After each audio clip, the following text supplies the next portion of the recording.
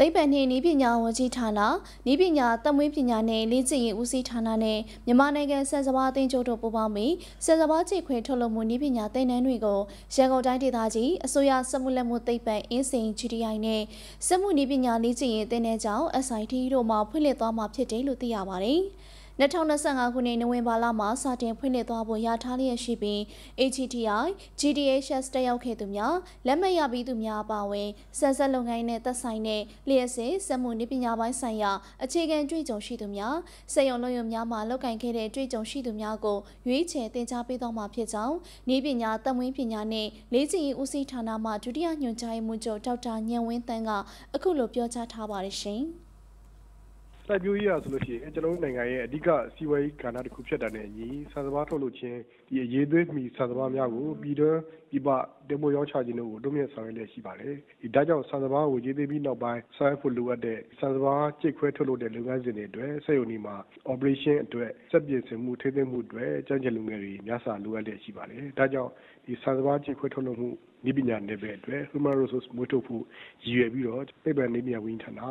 နည်းပညာသုံးပညာနဲ့လေ့ကျင့်ဦးစီးဌာနအနေနဲ့မြန်မာနိုင်ငံဆန်စပါးအသင်းချုပ် MRF တို့ပူးပေါင်းပြီးတော့ဆန်စပါးကြေခွဲထုတ်လုပ်မှုနည်းပညာသင်တန်းကိုဖွင့်လှစ်ရခြင်းဖြစ်ပါတယ်။ဒီဖွင့်လှစ်မဲ့ဒီဆန်စပါးကြေခွဲထုတ်လုပ်ခြင်းဆိုင်ရာစက်မှုနည်းပညာသင်တန်းတွေဖြစ်တဲ့ Certificate in Rice Processing Technology Level 1နဲ့ Higher Certificate Rice Processing Technology Level 2ဒီသင်တန်းတွေကိုမြန်မာနိုင်ငံဆန်စပါးအသင်းချုပ်မှဆန်စပါးနဲ့ပတ်သက်တဲ့အကြောင်းအရာတွေကိုသင်ကြားပေးမှာဖြစ်ပြီးတော့ကျွန်တော်နည်းပညာသုံးပညာနဲ့လေ့ကျင့်ရေးဦးစီးဌာနကတော့ဆန်စက်များအတွက်အထောက်အကူရရှိစေရတဲ့နည်းပညာဘာသာရပ်တွေဖြစ်တဲ့ဒီ Electrical, Mechanical နဲ့ Automation နဲ့ AI နဲ့ပတ်သက်တဲ့ဒီဘာသာရပ်တွေကိုသင်ကြားပေးမှာဖြစ်ပါတယ်။ GDI, GDHS တက်ရောက်ခဲ့သူများနဲ့လက်မှတ်ရရှိပြည်သူများဒီတက္ကသိုလ်ဝန်ထမ်းတက်ရောက်ခဲ့သူများအောင်မြင်ထားသူများအပါအဝင်ဆန်စက်လုပ်ငန်းနဲ့သက်ဆိုင်တဲ့လျှက်စစ်နဲ့စက်မှုနည်းပညာဆိုင်ရာသင်ကြားခဲ့တဲ့သူများစက်ရုံလုပ်များမှာလက်ရှိလုပ်ကိုင်နေသူများဝန်ခွင့်ရည်ချင်းစစ်ဆေးတဲ့စနစ်ရွေးချယ်စစ်မှုပေါ့ကျွန်တော် entry interview ဖြင့်ဒီကျောင်းသားသင်တန်းသားသင်တန်းသူများကိုရွေးချယ်လက်ခံတော့မှာဖြစ်ပါတယ်ဒီ Certificate in Rice Processing Technology Level 1သင်တန်းကတော့သင်တန်းကာလ3လဖြစ်ပြီးတော့ Higher Certificate Rice Processing Technology Level 2သင်တန်းကတော့သင်တန်းကာလ4လဖြစ်ပါတယ်ဒီသင်တန်းကြီးအနေနဲ့ကတော့ကျွန်တော်အခမဲ့ဖြစ်ပါတယ်သင်တန်းကာလအတွင်းနေထိုင်စားသောက်ဈေးငြိမ်းဖြစ်ပါတယ်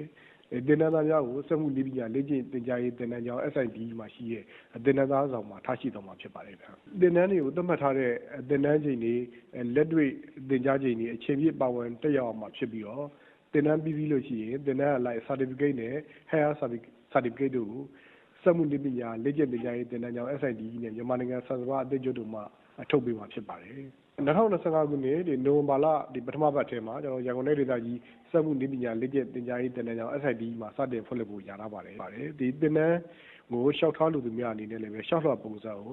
www.myanmarricefederation.org မှာ download ရယူပြီးတော့သင်တန်းတက်ရောက်ရန်လျှောက်လွှာတင်တဲ့အခါမှာလိုအပ်တဲ့ဒီစာရွက်စာတမ်းတွေကိုသတင်းစာပါအချက်အလက်များအတိုင်းပူးတွဲတင်ပြပေးရမှာဖြစ်ပါတယ်ဒီအသေးစိတ်အချက်လက်တွေကိုအသိရှိလိုပါကလည်းပဲစက်မှုနည်းပညာလေ့ကျင့်သင်ကြားရေးသင်တန်းကျောင်း SIT နဲ့မြန်မာနိုင်ငံဆန်စပါးအသင်းချုပ်တို့ကိုစုံစမ်းမြင်မြတ်နိုင်ပါတယ်ဒီလျှောက်ထားသူအားလုံးတော့ကျွန်တော်တို့တက်ရောက်ခွင့်ရမှာမျိုးတော့မဟုတ်ဘူးပေါ့လေဒီ level 1သတ်မှတ်လူဦးရေ35ဦး level 2သတ်မှတ်ဦးရေ25ဦးလက်ခံသင်ကြားပေးမှာဖြစ်ပြီးတော့ကျွန်တော်လျှောက်ထားသူဦးရေမှဒီသတ်မှတ်ဦးရေနဲ့ကျော်လွန်သွားတယ်ဆိုလို့ရှိရင်တော့ interview စနစ်နဲ့အစီအစဉ်ရေးချယ်လက်ခံတော့မှာဖြစ်ပါတယ်ဒီသင်တန်းပြီးပြီးပါကဆန်စက်များမှာအလုပ်အကိုင်ရရှိနိုင်တဲ့ fully funded internship training ဖြစ်တဲ့အတွက်ကြောင့်သင်တန်းသားများအားအလုပ်အကိုင်ရရှိရတဲ့ဆန်စက်များနဲ့ကျွန်တော်ချိတ်ဆက်ဆောင်ရွက်တော့မှာဖြစ်ပါတယ်ဒီကျွန်တော်တို့နိုင်ငံရဲ့အရေးကြီးတဲ့ကဏ္ဍဖြစ်တဲ့ဆန်စပါးချိတ်ခွဲထုတ်လုပ်ခြင်းကဏ္ဍအတွက်အရေးကြီးတဲ့လူသားအရင်းမြစ်တွေမွေးထုတ်ပေးမှာဖြစ်တဲ့အတွက်ကြောင့်ဆန်စပါးကဏ္ဍအတွက်လည်းပဲအကျိုးရှိမှာဖြစ်တယ်လို့အလုပ်အကိုင်အခွင့်အလမ်းရရှိကြမှာဖြစ်တဲ့အတွက်ကြောင့်တက်ရောက်တဲ့လူငယ်တွေအတွက်အကျိုးကျေးဇူးများစွာရရှိမှာဖြစ်ပါတယ်။ဟုတ်ကဲ့ကျွန်တော်တို့သိပ္ပံနည်းပညာဝန်ကြီးဌာနနဲ့မြန်မာနိုင်ငံဆန်စပါးအသင်း MRF တို့ရဲ့ပူးပေါင်းဆောင်ရွက်မှုဟာ Public Private Partnership စတင်မှုကောင်းတစ်ခုဖြစ်ပါတယ်။ကျွန်တော်တို့ဒီဘက်ကဏ္ဍအတွက်ရောပုဂ္ဂလိကစီးပွားရေးကဏ္ဍအတွက်အကျိုးကျေးဇူးများစွာရှိမှာဖြစ်တယ်လို့ဆွေးနွေးပြဖွံ့ဖြိုးတိုးတက်ရေးအတွက်အကောင်းဆုံးပူးပေါင်းပါဝင်ဆောင်ရွက်သွားမှာဖြစ်ပါကြောင်းတင်ပြပါတယ်။